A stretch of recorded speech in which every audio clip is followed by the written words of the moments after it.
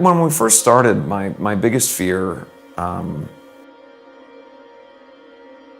when things didn't go the way I wanted them to, I didn't know how to handle it. It's a house of cards. You know, you're building yourself into something that maybe you're not in those early days. And I started so young that when we would do a show and people were booing or throwing stuff at us or whatever, like, I didn't know how to handle that, because it's a tenuous at best situation when you're trying to like put yourself in the position of somebody that you're not.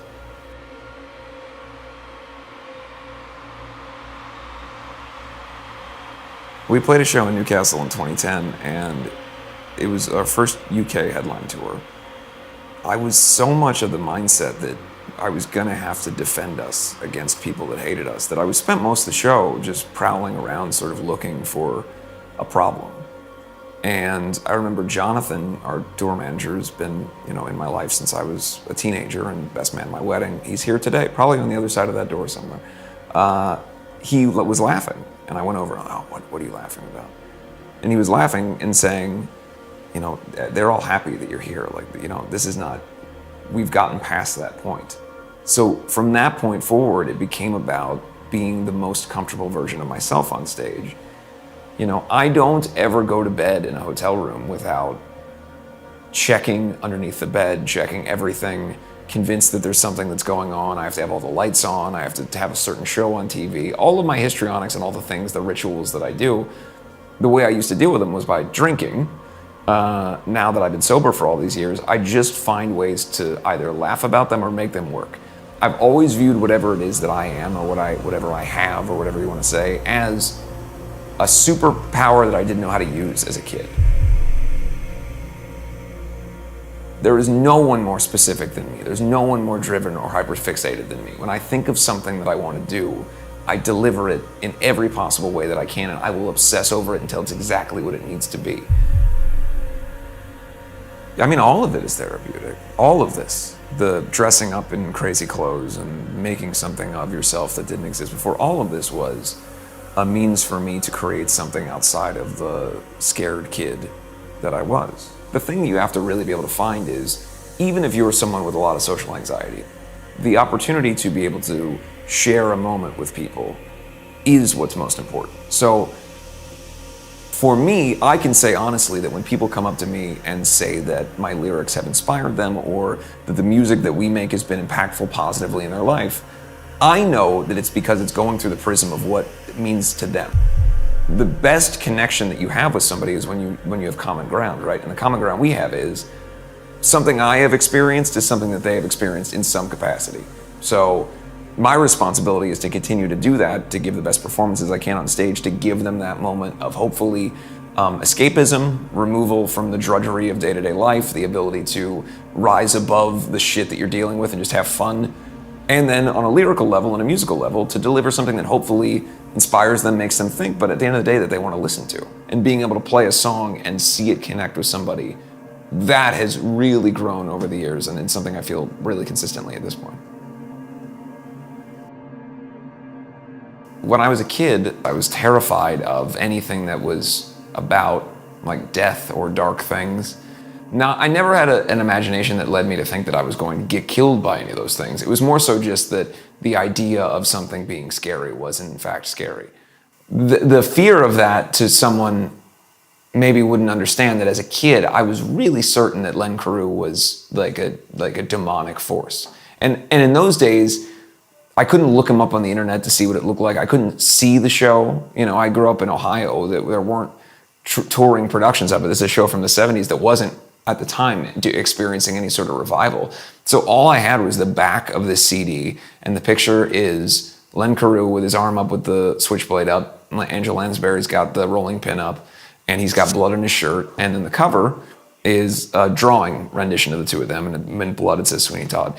And I would look at that CD every single day for some amount of time until I was too scared, and then I would run away from it. And I did this forever. And then over time, I got more and more interested in what was actually on the CD. And my mom would watch these Barbra Streisand VHS tapes where Barbra Streisand would sing in a nightclub for all these show tunes. And Nothing's Gonna Harm You, which is a song that is from Sweeney Todd, it was one of those songs. And I didn't realize that this really pretty sort of ballad-esque song about how I'm gonna keep you protected or whatever was from this show about this terrible demon that was gonna kill me. So I would watch these with my mom and as a real little kid. And so the connection point there was, well, if that's on there, then all of it can't be so scary. So then I started sneaking listens to the CD. And the problem is, it is actually scary. The way that the music is written, particularly the first song, The Ballad of Sweeney Todd, it is disconcerting. So much so that it's our intro to our shows on this tour. But I also loved it. And then that really was the thing that started the whole trajectory for me of, my dad liked Kiss, so I had some familiarity with Gene Simmons, and I loved Batman. So I loved darker stuff, but leaning more heavily into darker stuff, it really started with Sweeney Todd, and then it was Phantom of the Opera, and then it was The Misfits, and then it was on and on and on. I have the Len Carew from the cover tattooed on my arm. I've had that for a long time. I have the blade itself, the My Friends blade from that song, My Friends, tattooed. And so I just thought, I've always wanted to find a way to bring my love of that and how important in terms of a formative perspective that musical was for me into this world of this band. You know, the new song Bleeders, I basically this whole year, we've had a lot of downtime earlier in the year, so I've just been at home just writing whatever's been coming out. You know, I have my own studio at home, so I've just been recording and just putting down whatever ideas and really kind of trying to venture into something a little bit different than what is a typical Black Veil song musically. Just experimenting with different riffing styles and bringing back some more breakdown kind of stuff. I wanted to create something where it's like dropping bombs and there's an explosion and just have some like really heavy music playing like as that thing is happening. So that's really where this song actually started from. I just made this like super heavy breakdown thing. It was like 15 seconds long. And I was working on a bunch of other music and I went back and listened to that and I'm like, this should be something. So that's really like, it's funny that right when the breakdown kicks in, like that's what this song started as. I originally was creating like, you know, just a typical like heavy song and I felt like it wasn't, like the vibe wasn't right. So I just went a complete opposite direction and like made this melody loop and added like, wanted to create this like creepy ambient, like cinematic dark vibe to it, and I think it just really made it super cool. Something that just doesn't sound like something we would typically do.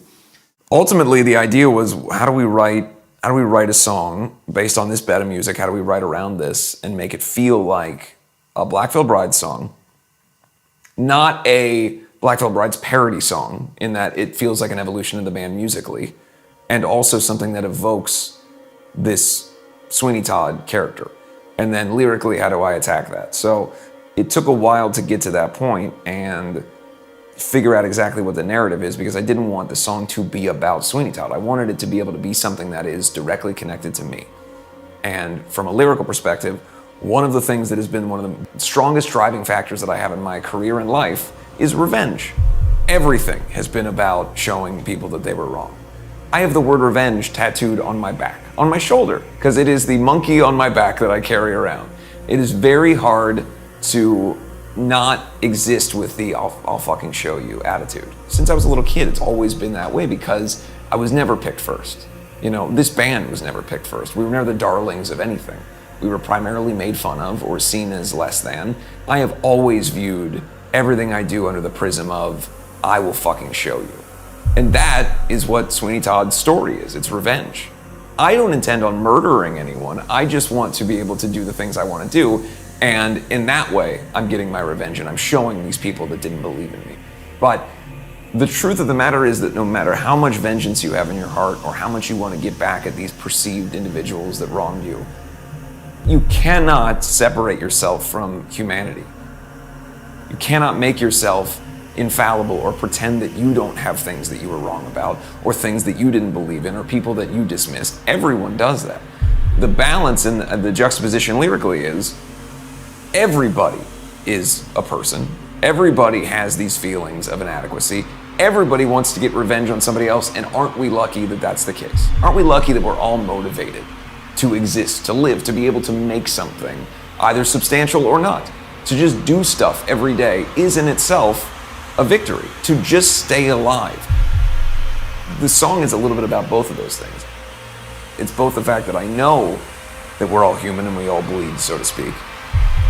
And I also, still, there's like 10 or 15 people that I hate in my mind, you know? So like, dealing with that.